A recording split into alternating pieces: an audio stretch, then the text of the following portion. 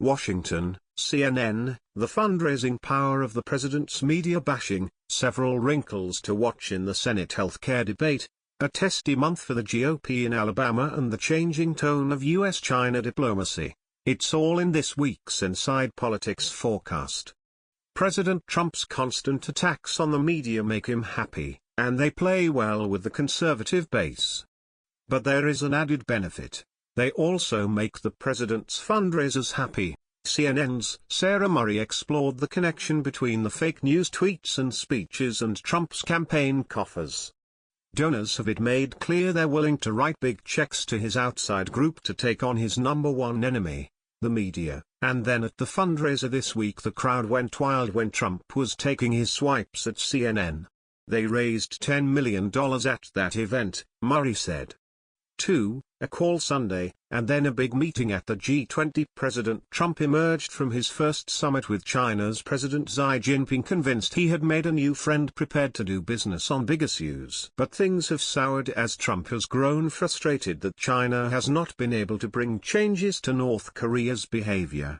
Julie Pace of the Associated Press said a big test of the relationship will come as the two presidents meet again at this week's G20 Economic Summit in Germany.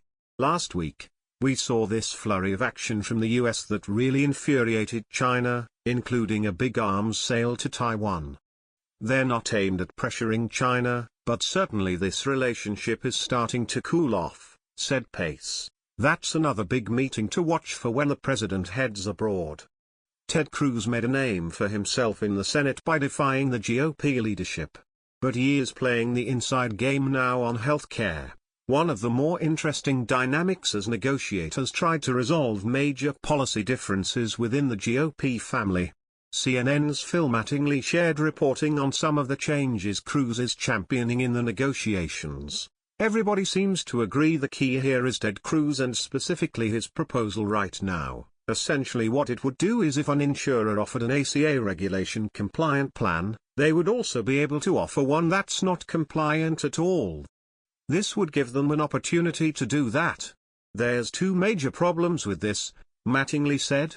First and foremost, it touches pre-existing conditions. The other issue I think that you hear right now is whether or not it can actually get into the bill at all. This would be the key to unlocking conservative votes. Parades, fireworks and barbecue are all part of July 4th tradition. But how about a new twist? Track down your member of Congress and pressure them on health care. A town hall is the logical venue, but fewer members are holding such events.